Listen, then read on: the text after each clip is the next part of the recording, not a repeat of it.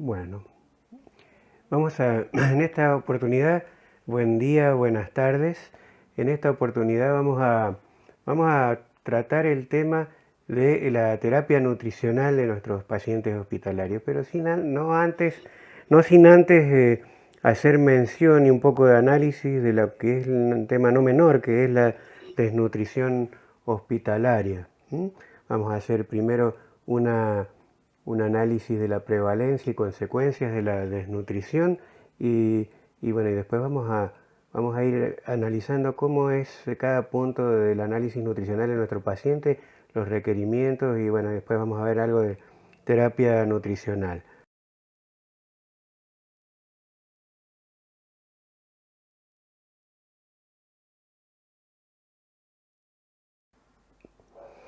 Es ese equilibrio, ¿se acuerdan la clase de shock que hablábamos donde había un divorcio, un desequilibrio entre lo que los tejidos necesitan y el cuerpo y lo que se le aporta como nutrientes?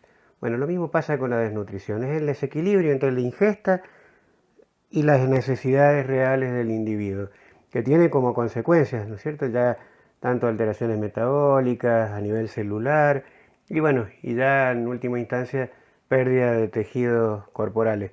Acá hay una cuestión que es muy importante, que diría un temazo hospitalario, porque la prevalencia de la desnutrición en los hospitales es bastante alta, alrededor de del 50% de los pacientes en estado en riesgo o en distintos grados de desnutrición. Fíjense ustedes si esto no es así. En estudios hechos en diversas instituciones, fíjense, sobre todo me interesa que lean ese del último, que es el ELAN, el Estudio Latinoamericano de Nutrición. Discúlpenme que les debo el puntero, pero no sé cómo se hace. Las charlas grabadas son en lo último que tenemos ahora.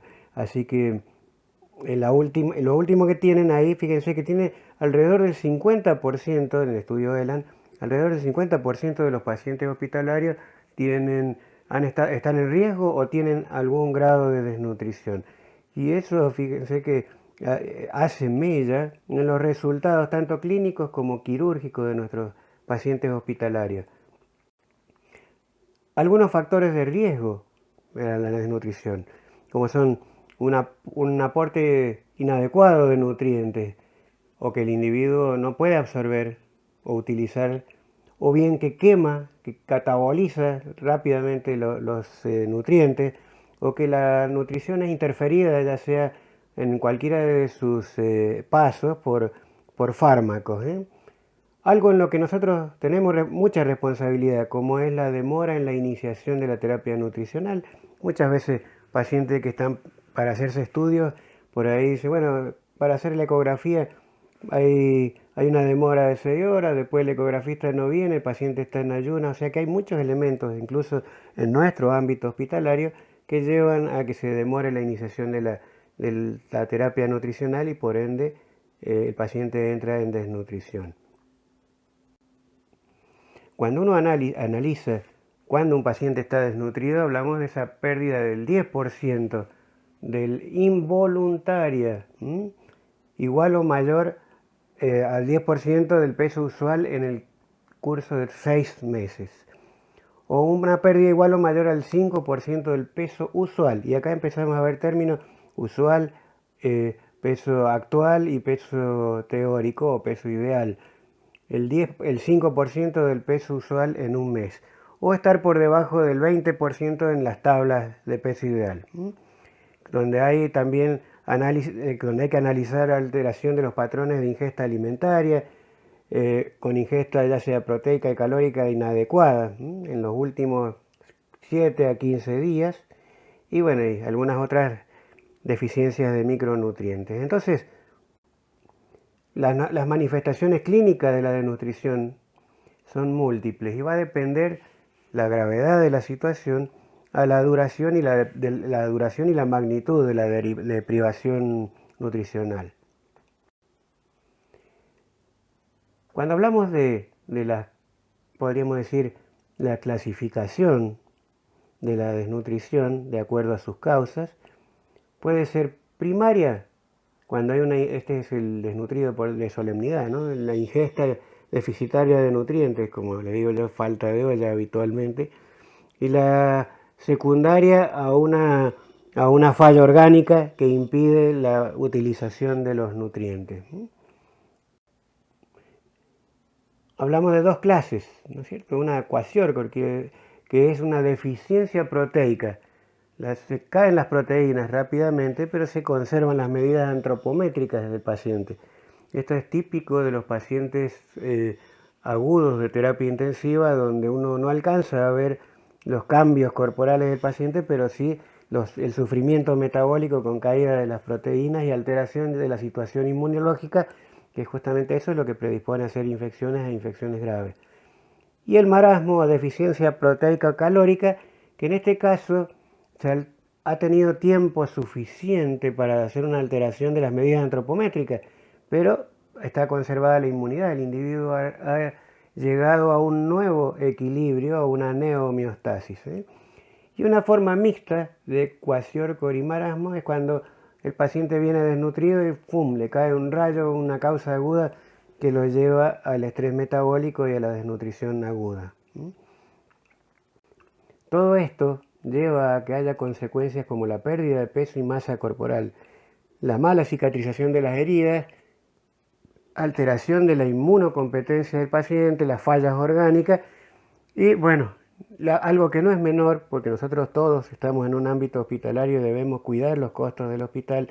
Esto lleva a un aumento de los costos y de la estancia hospitalaria, con aumento de la morbilidad y la mortalidad del paciente. Y en el caso de los niños, las alteraciones del crecimiento y desarrollo. El grado de intensidad va a ser, en caso de desnutrición, cuando hay una pérdida del menor del 10% es leve, y del 20% moderada, y más del 20% ya una forma severa. La desnutrición puede estar relacionada con la ingesta de medicamentos. Esto es una cosa de visión diaria, ¿no? Ya sea que debido al paciente que la desnutrición modifica la respuesta terapéutica a los medicamentos, como es el caso de hipoalbuminemia. Ustedes saben que los pacientes, muchos de los fármacos, en especial algunos antibióticos, los aminoglucósidos, los anticoagulantes orales, se unen a las proteínas plasmáticas.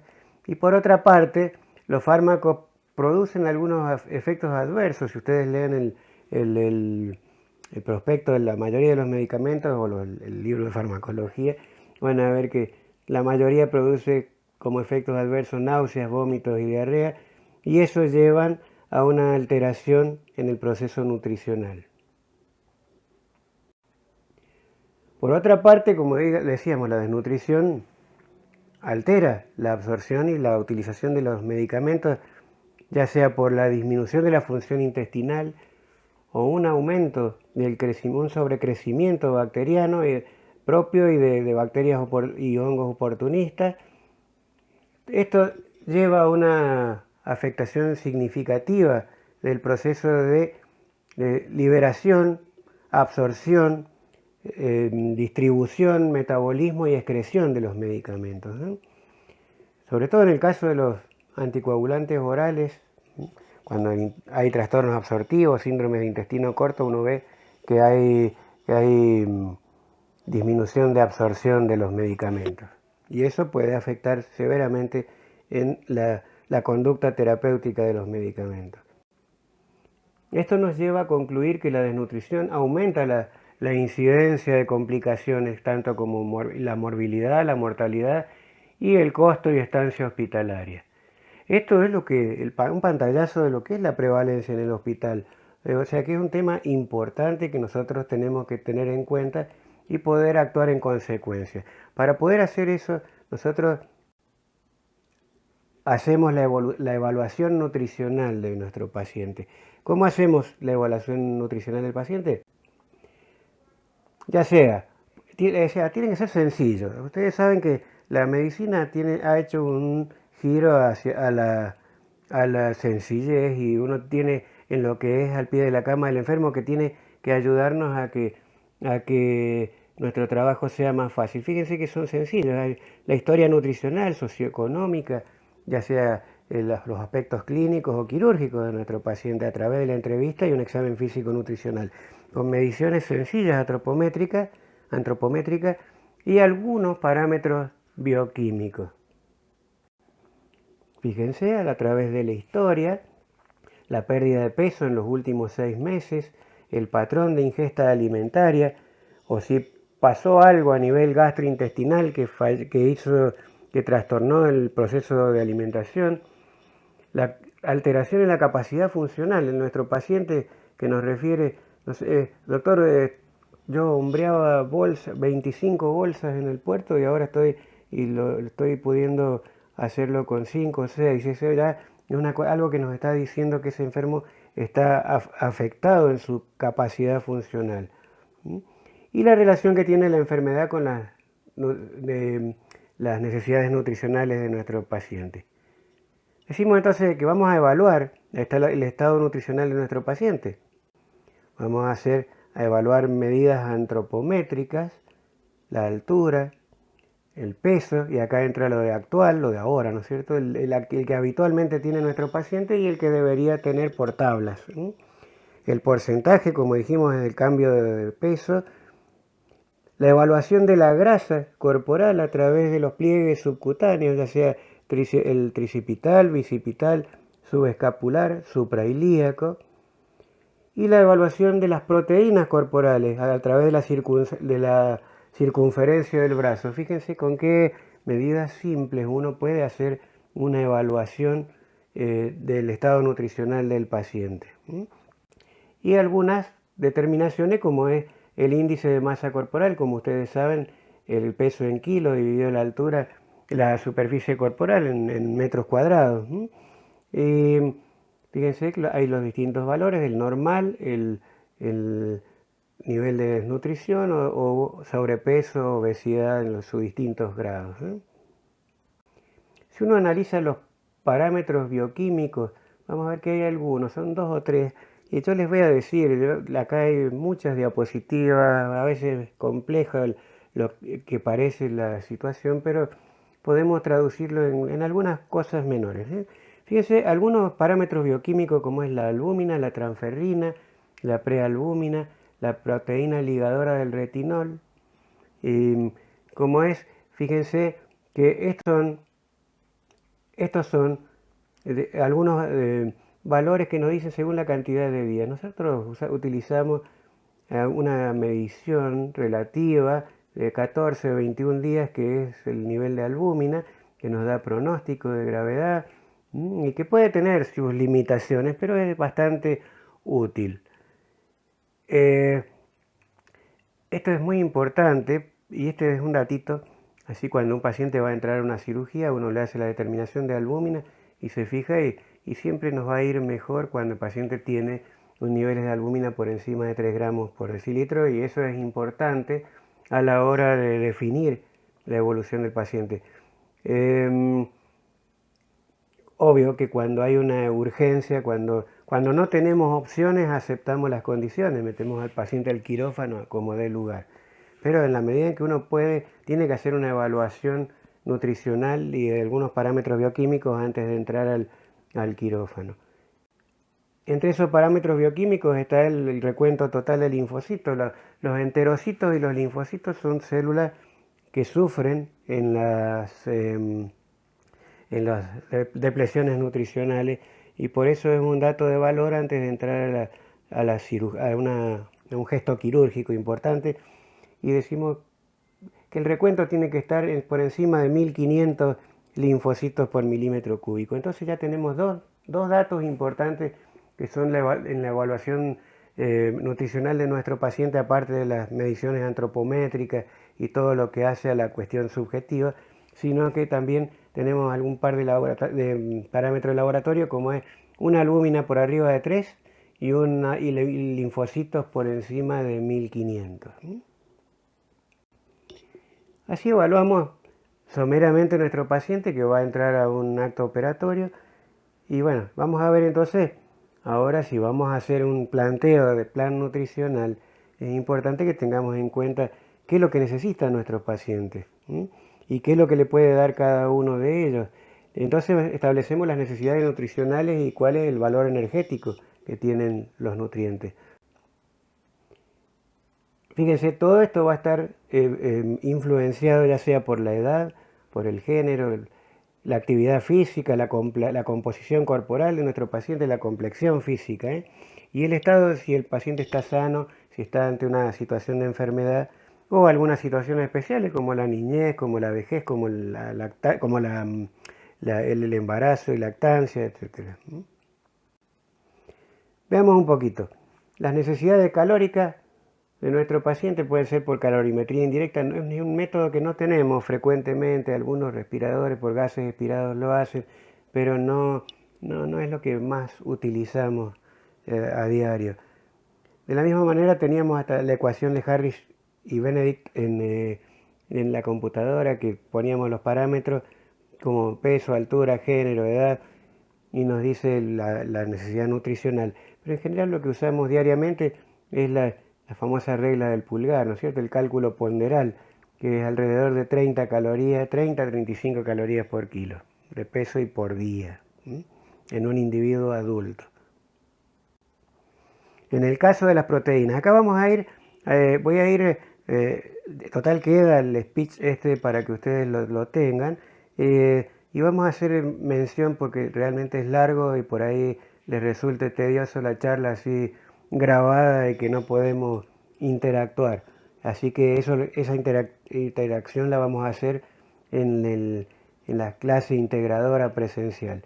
Pero bueno, yo les voy a dar algunos datos que son importantes y que son las proporciones. Fíjense, la necesidad de proteína. Las proteínas, ¿dónde actúan? En la estructura corporal y en funciones hormonales y de un montón de funciones importantes, pero que no son entre ellas no está la producción de energía, y por eso en condiciones normales tienen que ingresar las proteínas como el 15% del valor calórico total, alrededor de 0,8 a 1 gramo por kilo y por día. ¿Mm? Utilizar proteínas en la producción de energía es como utilizar muebles Luis XV para alimentar una caldera, no tiene sentido. Para eso tenemos a los carbohidratos. Carbohidratos, estos sí, son las tablas de álamo que usamos y el carbón para la caldera. Por eso se requiere en condiciones normales 50-60% del valor calórico total. Fíjense, llevamos 15% de proteína, 50% de hidratos de carbono, y en el caso de los lípidos,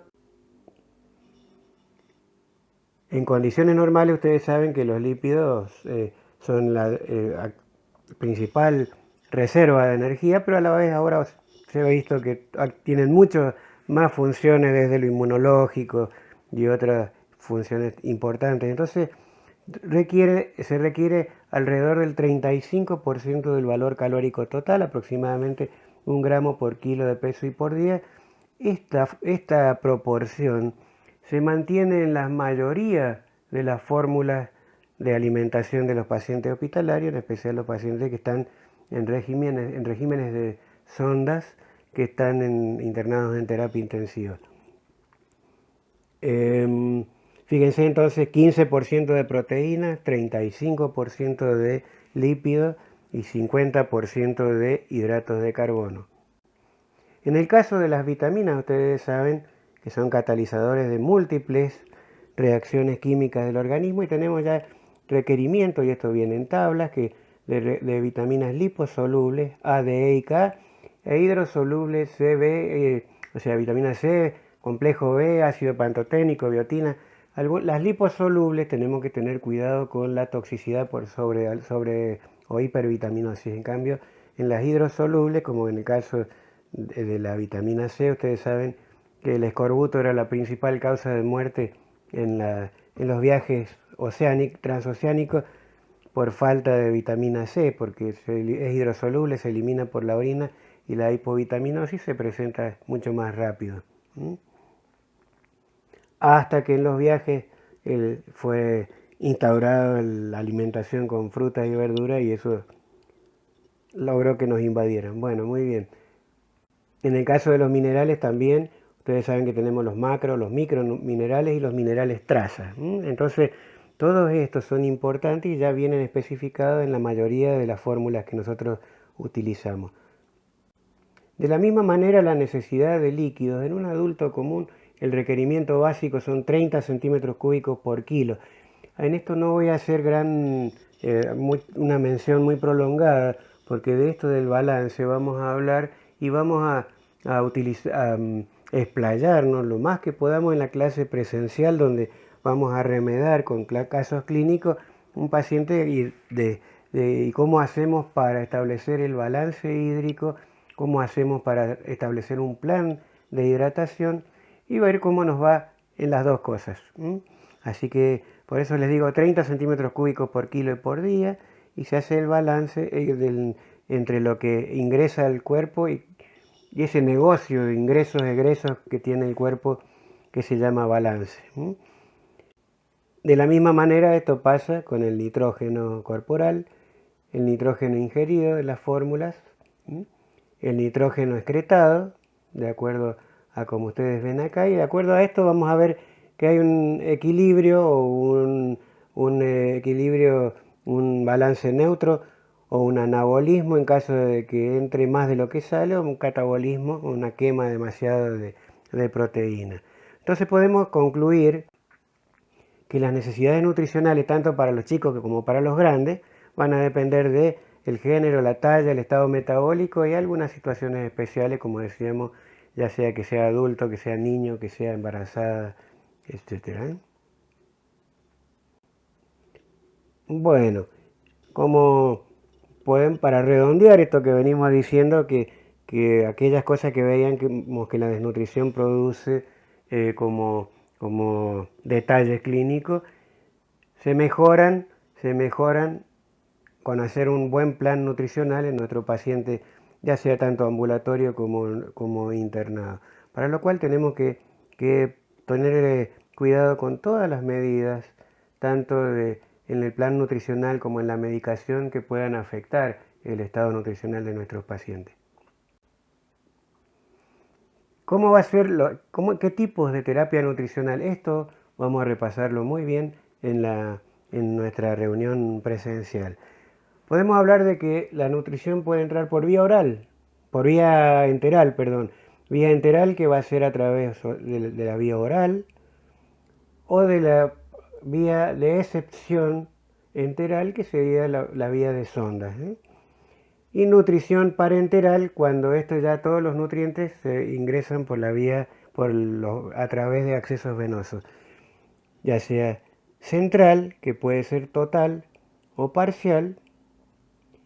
Generalmente cuando nosotros damos terapia nutrición parenteral, total la hacemos por vía central, porque necesitamos una vena gruesa con cierta turbulencia que pueda homogeneizar la mezcla y no hacer desórdenes osmóticos, y tampoco provocar flebitis, o una vía periférica cuando necesitamos una alimentación parcial.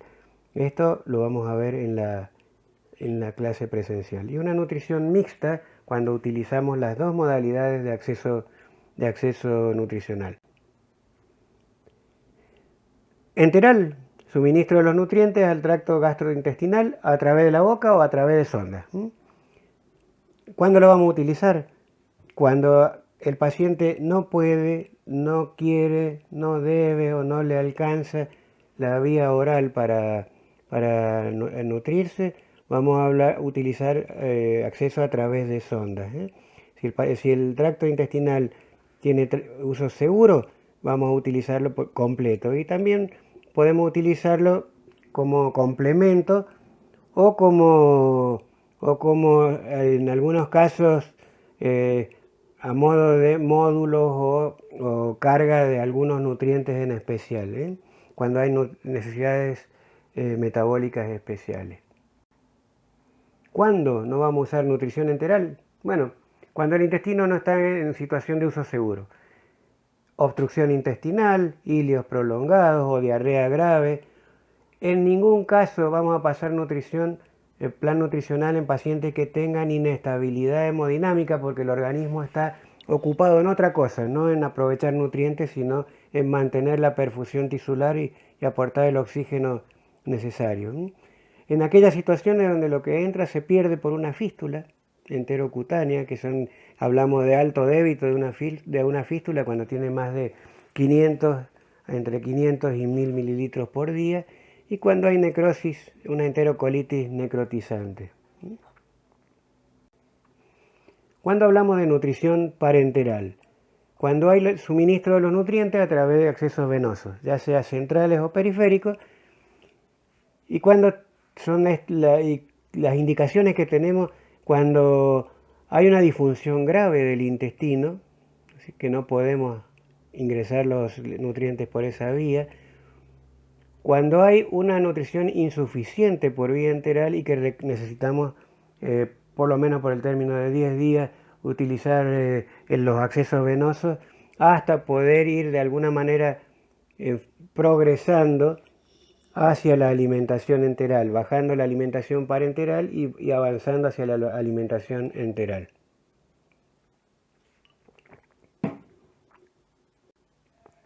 ¿Cuándo no vamos a utilizar alimentación parenteral? Cuando el intestino es seguro. El intestino es la mejor manera de alimentar a los pacientes, la forma más segura y la forma fisiológica. Hubo algunas épocas donde se sobrevaloró la nutrición parenteral y entrar a las terapias y el paciente que no tenía alimentación parenteral parecía que era algo antifisiológico. Hasta que se vio que eso llevaba a la atrofia de las vellosidades intestinales por ayuno prolongado, traslocación bacteriana y perpetuación del caso de la respuesta inflamatoria sistémica.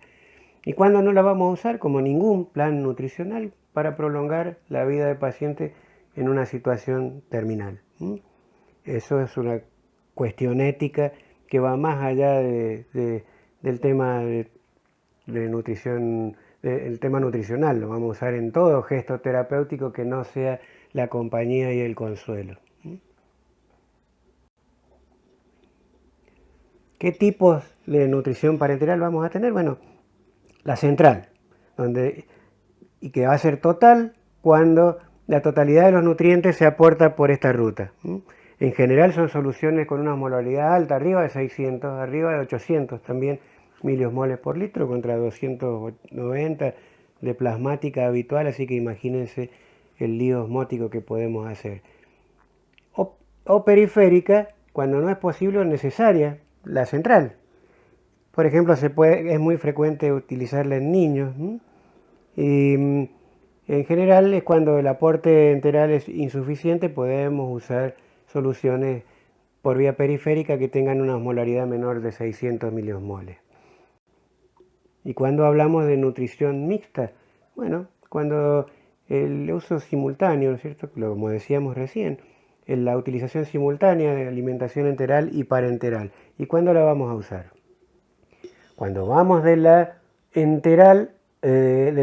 parenteral a la enteral, por ejemplo en un postoperatorio, para el mantenimiento del trofismo intestinal. A veces tenemos que usar parenteral total, pero entre comillas, ensuciamos el intestino con algo de alimentación enteral que llamamos trófica en pequeñas cantidades para mantener el trofismo de las vellosidades intestinales. Y cuando la nutrición enteral o parenteral por sí solas no nos alcanzan para mantener la nutrición de nuestro paciente. Entonces podemos concluir que la desnutrición lleva a incremento de las complicaciones, tanto clínicas como quirúrgicas, que debe ser llevada a cabo en un equipo multidisciplinario. Que siempre debemos preferir la vía de acceso enteral, en la medida que de las posibilidades de aceptarlo y darle utilidad a nuestro paciente. Y seleccionando solo la parenteral en casos donde, bueno, ya sabemos que por sí sola la enteral no nos alcanza. cómo proporcionamos la alimentación, el plan nutricional a nuestro paciente. ¿Cuáles son las vías de acceso?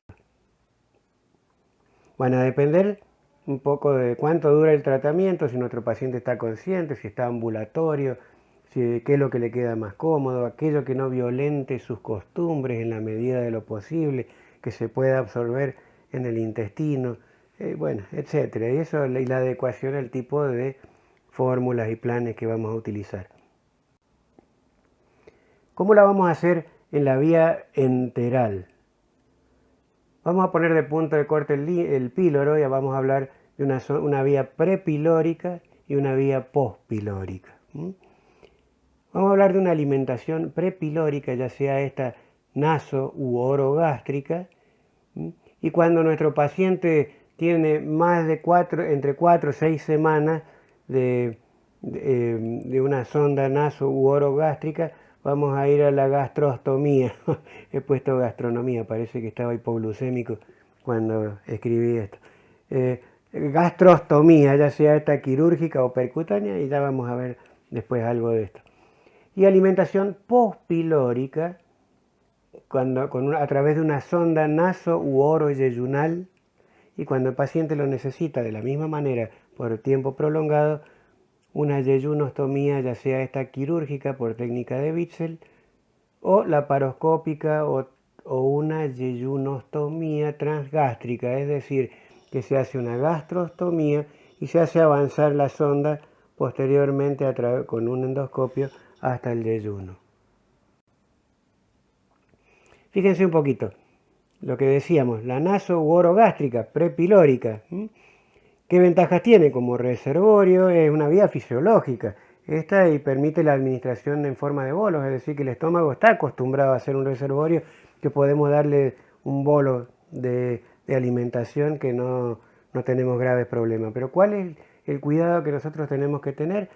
Es justamente que no haya reflujo y que no tengamos broncoaspiración.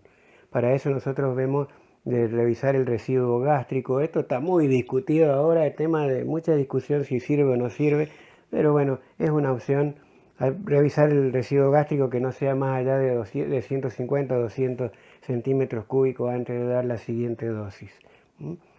En el caso de que sea más, damos un prokinético, metoclopramida, cinitraprida, lo que sea, o bien hacemos avanzar la sonda al yeyuno. La postpilórica tiene la ventaja que no es frecuente la broncoaspiración porque el reflujo es menos importante, es un riesgo menor, pero es de difícil inserción, se puede desplazar y si queda en la primera o segunda porción del duodeno se comporta como prepilórica y la sonda es muy finita, o sea que se puede tapar con facilidad, por eso siempre, como quien dice, después de comer hay que lavar los platos, bueno, después de alimentar y periódicamente hay que enjuagar la sonda. Fíjense, esta es una diapo que tiene una sonda nasoyeyunar colocada. Fíjense que tiene un mandril metálico por dentro porque es una sonda finita. La vamos a ver en la clase presencial. La vamos a ver. Tiene un mandril metálico por dentro para darle consistencia para poderla hacer ingresar. Es una sonda que ya está más allá de la segunda porción del duodeno, que se llaman sondas peristálticas porque uno la pone hasta cierto punto y tiene, fíjense si ustedes miran, tiene un lastre, un lastre metálico en la punta que hace que el mismo peristaltismo la arrastre y la vaya llevando. Uno coloca la sonda en el estómago, infla el estómago con 100 centímetros cúbicos de aire, le hace una metoclopramida, al paciente lo ponen de cúbito lateral derecho y ustedes saben, el estómago cuando uno lo infla, ¿qué pasa? Se contrae por un lado y abre el píloro, entonces la sonda en general y una buena cantidad de veces pasa el píloro. Algunas veces no es obediente y no hace lo que les estoy diciendo, hay que ayudarse con el endoscopio.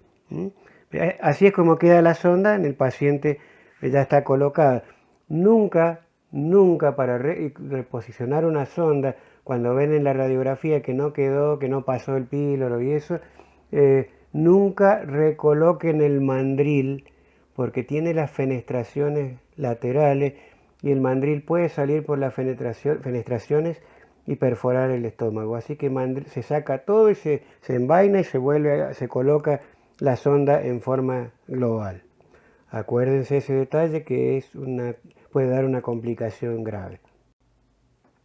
Fíjense un poquito de esto, la gastrostomía. Bueno, es como la sonda nasogástrica, pero es prepilórica, puede ser quirúrgica o laparoscópica, tiene las mismas, quirúrgica o percutánea, tiene las mismas ventajas y desventajas que la sonda nasogástrica.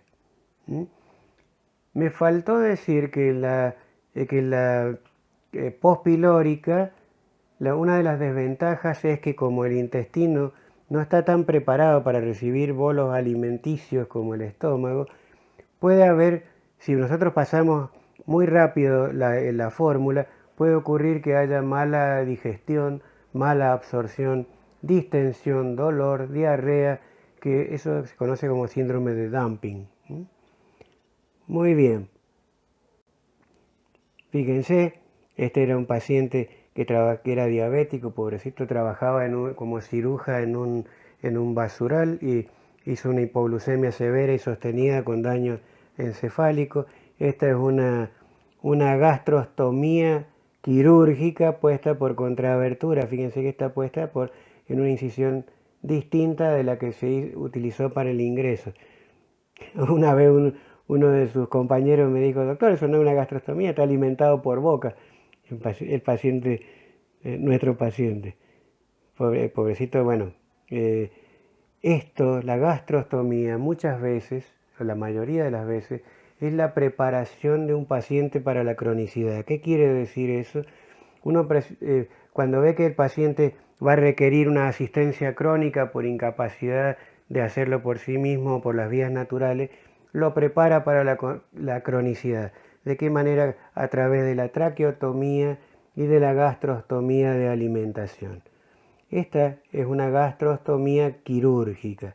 Vamos a ver la gastrostomía percutánea. Fíjense, hay dos maneras. Son dos equipos, un equipo que está por fuera y el otro equipo que es el endoscopista, que lo puede hacer a través de transiluminación de la pared abdominal si el individuo es delgado, o a través del dedo del cirujano que toca la punta del endoscopio. Y ahí hace el abordaje con un trocar, que el endoscopista lo está viendo y lo toma con una pinza, una cuerda guía que se introduce por el trocar. Cuerda guía que es sacada por la boca del paciente. El endoscopista se trae todo, se viene y se trae la cuerda guía esa que tomó del estómago. Y engancha ese asa que ustedes ven en la punta de la sonda, una sonda que tiene una primera parte rígida y cónica como dilatador, después que se ha labrado, digamos, una dilatación en ese trayecto por donde ha quedado pasada la cuerda guía, como ustedes ven. Entonces, ¿qué es lo que hace el endoscopista? Ató a la cuerda guía la sonda. Entonces el equipo que está por fuera, el equipo que está desde afuera, empieza a jalar, digamos, empieza a tirar de la cuerda guía y la sonda se manda, diría, por decirlo en lenguaje callejero, se manda por el esófago y el estómago y sale por ese trayecto labrado y queda con un anclaje interno en el estómago, como se ve en esta filmina, como diría el presidente. En esta diapositiva se ve el anclaje interno que tiene la sonda, que se ha sacado al exterior, que después se le corta esa punta rígida y se le pone un anclaje externo, y esto es, como diría la revista Mecánica Popular, modelo terminado. Esta puede quedar por muchos meses en una sonda de alimentación permanente en muchos pacientes. son sondas que vienen de material siliconado, es decir, son sondas adaptadas a un tiempo de permanencia prolongada. En el caso de las yeyunostomías, lo mismo que la sonda nasoyeyunal, que puede ser la yeyunostomía propiamente dicha, o bien puede ser una gastrostomía con un avance al yeyuno, que es lo que les decía recién, una yeyunostomía transgástrica. Las ventajas y desventajas son las mismas que para una sonda nasoyeyunal. Incluso ustedes vieron, y ahí les queda en la diapo, hasta el síndrome de dumping. Esta es una yeyunostomía quirúrgica, les pido disculpas por la calidad de la diapositiva. Estaba operado la retina cuando las hice. Esta es una yeyunostomía quirúrgica por técnica de Witzel, un abordaje al yeyuno, la pared abdominal y el abordaje al yeyuno lateral, que fíjense, tiene alguna desventaja que el intestino del yeyuno es muy móvil. Entonces el riesgo de que el tironeo pueda hacer que la sonda se salga y el volcado a la cavidad abdominal de la fórmula alimentaria puede ser catastrófico. Entonces se prefiere muchas veces hacer la gastrostomía, donde el estómago queda fijado a la pared, estabilizado, y por ahí se pasa la sonda, se hace llegar la sonda al yeyuno. En el caso parenteral, fíjense que cuáles van a ser las vías de acceso para las fórmulas parenterales. Un detalle, siempre, la vía que utilicemos para la alimentación es exclusiva para alimentación. No se hace medicación por ese lado. ¿Por qué? Porque estas fórmulas son verdaderos caldos de cultivo. Nosotros, si manipulamos la vía con otra cosa que no sea la alimentación, lo más posible es que la contaminemos y le provoquemos una sepsis por catéter a nuestro paciente o por la fórmula. La vía entonces de alimentación parenteral es exclusiva y nosotros nos vestimos para la manipulación con camisolín, guantes y todo lo que es la indumentaria como para un acto quirúrgico. Es muy importante porque es la diferencia muchas veces entre la vida y la muerte. Fíjense, el acceso venoso periférico se usa mucho en pediatría o en pacientes donde no alcanza con la nutrición enteral total y tiene una osmolaridad, acá dice 800, acá hay un pequeño error, son osmolaridades menores de 600 miliosmoles por litro. En algunos casos tenemos que utilizar la vía central, pero que lo tenemos que insertar periférico, sobre todo cuando hay casos de nutrición parenteral prolongada, domiciliaria, como pasa con los antibióticos, en los casos de osteomielitis, endocarditis infecciosa, que uno lo puede seguir por vía domiciliaria. Entonces, a estos pacientes utilizamos lo que se llaman los catéteres PIC, que por su sigla en inglés, que quiere decir catéteres centrales de inserción periférica. Fíjense, el catéter está inserto por una vía periférica, pero es llegado hasta a las venas centrales, ya sea desde la cefálica o la basílica, y uno la hace llegar hasta una vena central, y así puede estar durante tiempo prolongado, puede mantenerlo un mes a y hacer tratamientos antibióticos o nutricionales a nivel domiciliario. Podemos usar accesos centrales de los comunes que tenemos nuestros, que son percutáneos, pero que no son tunelizados, ¿no es cierto? Que son de una o de varias luces, que cuando uno usa para alimentación, porque por fuerza mayor no tiene otra alternativa que usar un catéter de más de una luz, usa el extremo distal para la alimentación. En algunos casos necesitamos inserción en dispositivos para alimentaciones prolongadas, como puede ser en el caso de pacientes donde han tenido síndrome intestino corto porque han tenido un infarto intestino mesentérico, individuos jóvenes que están a la espera de un trasplante intestinal. Entonces que por tiempo prolongado tenemos que alimentarlos por el acceso parenteral. Entonces se usan dispositivos tunelizados que son de larga permanencia como este es el dispositivo implantable que ustedes el nombre comercial más común es el Portacat, el que ustedes ven, que se usa mucho para la alimentación parenteral prolongada y se usa mucho para hacer quimioterapias también, que se pone como un marcapasos en un bolsillo que tiene el reservorio, un sistema de conexión, esta diapositiva se la robé a Bolsonaro, y un catéter de inserción, como ustedes van a ver en esta diapo, que queda en el bolsillo y con la inserción con el acceso a una vena central.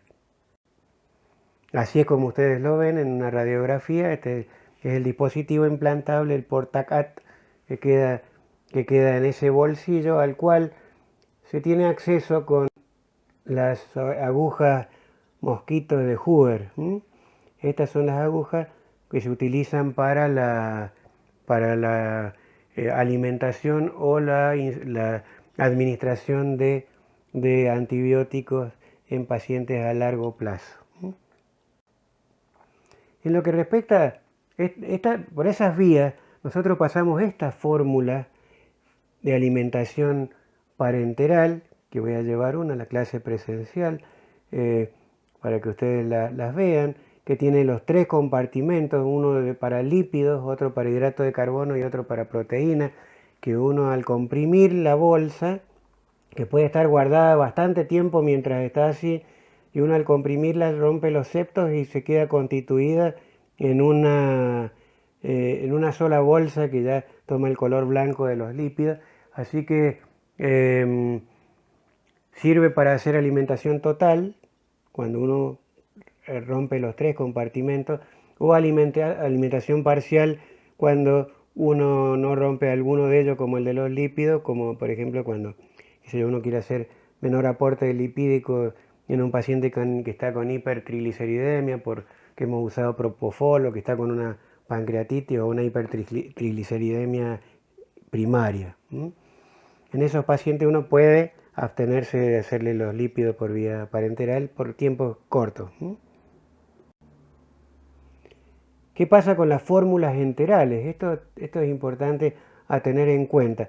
Vamos a tener varias cosas, algunos elementos que son importantes a tener en cuenta a la hora en que vamos a elegir las fórmulas enterales, pero bueno, hay algunas que son importantes que ustedes tengan en cuenta. La diapositiva se las dejo, pero yo voy a hacer hincapié en detalles importantes porque si no es muy tedioso a la hora de hablar. Esto ustedes lo pueden ir leyendo y viendo, ¿no? Fíjense que todas las fórmulas, fíjense, esta es de las proteínas que representan, miren arriba, donde dice cantidad, corresponden a las 15% del valor calórico total. La fórmula parenteral, la fórmula por vía de excepción enterales, reproducen el plan alimentario común que uno le da a los pacientes en el valor calórico total, donde el 15% representa a proteínas, el 40 al 60% de hidratos de carbono y el 30-35% del valor calórico total en forma de lípidos, como ustedes pueden ver. En el caso de las fibras vamos a tener aquellas que son hidrosolubles, que son aquellas que regulan, digamos, el tránsito intestinal, y solubles o hidrosolubles, fibras solubles que regulan el tracto intestinal un poco en menos, y las insolubles, que son las que aceleran un poco el tránsito. Todas estas fibras se manejan en el paciente que está en situación de constipación o en situación de diarrea, de electrolitos que vienen al caso para poder de alguna manera hacer un equilibrio con el plasma y hacer el aporte adecuado que nosotros obviamente tenemos que ir monitorizando en forma periódica. Pueden ser las isotónicas con las fórmulas o pueden ser ya sea hipertónicas o hipotónicas. Fíjense, hay un detalle importante que es lo que se llama la densidad calórica. Aquella fórmula ¿qué quiere decir densidad calórica? La cantidad de calorías que tiene cada centímetro cúbico de la fórmula que estamos administrando. Entonces vamos a tener la norma calórica, que es alrededor de 1 caloría por centímetro cúbico de fórmula. Pero en algunos casos tenemos que restringir el volumen que ingresa, entonces vamos a usar una discretamente hipercalórica, como ustedes ven ahí en la diapo. Esta es otra cosa que hay que tener en cuenta. Las fórmulas enterales que nosotros tenemos, y esto es el detalle importante que después se repite en un montón de cosas, que es que pueden ser poliméricas. ¿Qué quiere decir esto? Que tienen moléculas grandes, completas, como si vienen natural, caseinatos, todo eso que vienen al natural. Pero pueden ser también hidrolizadas, es decir, como digeridas ya, que pueden ser ya sea oligoméricas, bueno, tienen dipéptidos, tripéptidos, o pueden llegar a ser monoméricas, que normalmente las llamamos dietas elementales, que es cuando existen síndromes mal digestivos, mal absortivos, y en esos casos tenemos que dársela al paciente de alguna manera ya predigerida. A su vez, la fórmula puede serlo todo, o también puede haber lo que se llaman suplementos o módulos, donde hay un nutriente que se aporta por separado en una fórmula aparte. Hay algunas fórmulas especializadas para inmunocomprometido, trauma, diabetes, que son para diabéticos pobres en hidratos de carbono, digamos, que tienen bajo índice glucémico. En realidad, la mayoría de las fórmulas las adaptamos y sirven para la mayoría de los pacientes. Hay también un poco de negocio de la industria farmacéutica en estas cosas que hay que tener en cuenta. Fíjense, y les hago mención que fórmulas especializadas para enfermedad hepática, renal o respiratoria, que bueno, la respiratoria es aquella que produce menos dióxido de carbono, como que son hipohidrocarbonadas, ¿no? Y un poco más ricas en lípidos. ¿Cómo vamos a infundir las fórmulas enterales? Fíjense, y esto es importante. Vamos a hacerlo ya sea de manera gravitacional o con dispositivos de infusión continua. Habitualmente, ¿cuándo vamos a usar un dispositivo de infusión continua? Y esto lo vamos a charlar en nuestra charla, digamos, presencial. Va a ser en aquellos pacientes que tenemos nutrición enteral postpilórica, porque para evitar, como decía recién en otra diapo, el síndrome de dumping, nutrición enteral postpilórica o en la nutrición parenteral. Siempre la nutrición parenteral vamos a utilizar bomba de infusión continua, como así también lo vamos a hacer en la enteral postpilórica. Muy bien. De otra manera, cuando podemos utilizar la fórmula, las gravitacionales en las nutriciones comunes en pacientes que no tienen grandes complicaciones, que por ahí que son neurológicos, con ACV, son nutriciones normales y habituales. Como les decía recién, continuo, ¿no es cierto? En aquellos pacientes que nosotros tenemos institucionalizados, pero por ejemplo puede ocurrir en pacientes que tenemos que hacerlo en forma intermitente, sin bombas de infusión o en forma cíclica, en aquellos pacientes que lo hacemos con una jeringa grande, en una gastrostomía, con dosis a modo de bolos, digamos, separados por intervalos importantes y que son aquellos pacientes que tienen su vida diaria, que siguen haciendo su vida y que se alimentan por vía de excepción, en estos casos por una gastrostomía, a nivel ambulatorio y todo eso. Pasa lo mismo que con aquellos pacientes que están en diálisis, que muchos de ellos van con su bolsito a la diálisis y después se van al trabajo y así. Nosotros tenemos que respetar lo más posible el modo de vida de nuestros pacientes. No nos olvidemos que a veces la realidad le queda grande a los esquemas y nosotros tenemos que adecuar lo nuestro al paciente y no siempre el paciente a lo nuestro. ¿Qué puede pasar? Vamos a hacer una breve mención de estas cosas. ¿Qué puede pasar con la nutrición, con como complicación en el plan nutricional? ¿No es cierto? Vamos a tener complicaciones de índole mecánica, gastrointestinales, del tracto superior, pulmonares, metabólicas y estas últimas que son extremadamente importantes a la hora de tener éxito en nuestro plan nutricional. Complicaciones con la sonda, como es la salida accidental de la sonda, la obstrucción de la sonda. Por eso es tan importante, y como les decía recién, después de comer hay que lavar los platos. De la misma manera nosotros tenemos que tener cuidado en que nuestra sonda se mantenga permeable y enjuagándola, lavándola, manteniendo el ritmo de infusión, etc. De la misma manera hay que tener cuidado en no pasar demasiado rápido las fórmulas enterales para evitar el dumping. De la misma manera tenemos que cuidar la manipulación de la sonda para evitar una contaminación grosera. No se olviden que si bien el tubo digestivo está preparado para resistir las infecciones, tanta manipulación y tantas veces el desorden hemodinámico de nuestros pacientes hacen que estén proclives a que se altere la flora intestinal, a que se altere la mucosa intestinal y que las infecciones sean mucho más significativas. Podemos tener infecciones de la vía aérea superior, podemos tener herida por decúbito sobre el esófago, por eso después de 4 semanas a 6 semanas pasamos a la gastrostomía o a la yeyunostomía.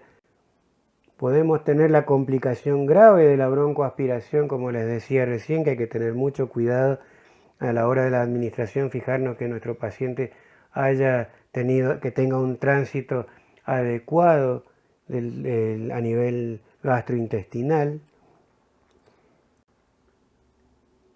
Como les decía recién, es tremendamente importante el tema psicológico en el paciente que estamos haciendo nutrición enteral por vía de excepción a través de una gastrostomía, a través de una yeyunostomía.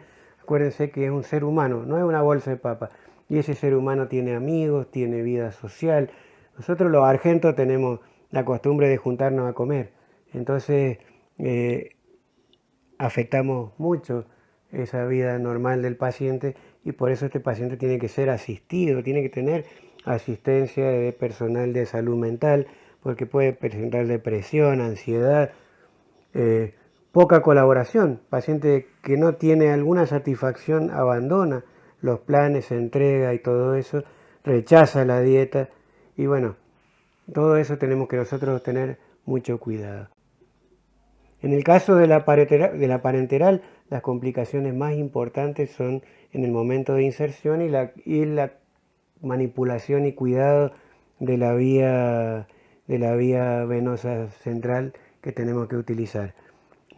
Es muy importante, bueno, en otros tiempos teníamos más complicaciones. Hoy en día, bueno, el neumotórax es uno de los más importantes que en el momento de la colocación, de la inserción. ¿Cuándo decimos que terminamos la colocación de una vía central, de una subclavia, por ejemplo? Cuando tenemos la radiografía de tórax en la mano donde vemos que no hemos hecho un neumotórax. La embolia gaseosa, esto es cuando teníamos trócares grandes. Hoy ya con el método de Seldinger es una rareza total. Igual de la misma manera que la embolización del catéter y todo eso. Siempre tenemos que saber, una vez que hemos hecho la vía, tener la placa de tórax en la mano para saber si la vía está bien colocada, bien posicionada y no hemos hecho un neumotórax. Como les decía recién, esto es lo que utilizamos. A veces es conveniente poner a nuestro paciente en posición de Trendelenburg cuando vamos a hacer la vía venosa central para tener un buen retorno venoso y que podamos tener acceso, distender las venas y tener acceso más rápido. Con la subclavia hay una cosa que es la aponeurosis clavipectoroaxilar que la mantiene dilatada aún cuando el paciente está hipotenso.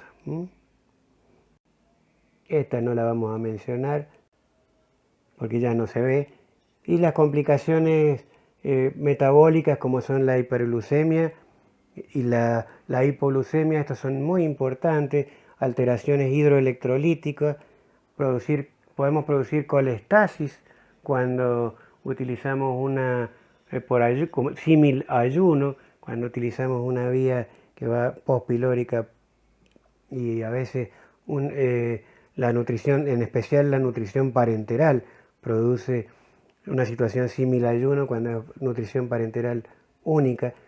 Y la situación símil ayuno puede predisponer a hacer una complicación infecciosa grave en el paciente crítico, que es la colicistitis alitiásica, que si no la pensamos y si no la hacemos la ecografía, puede ser mortal para el paciente.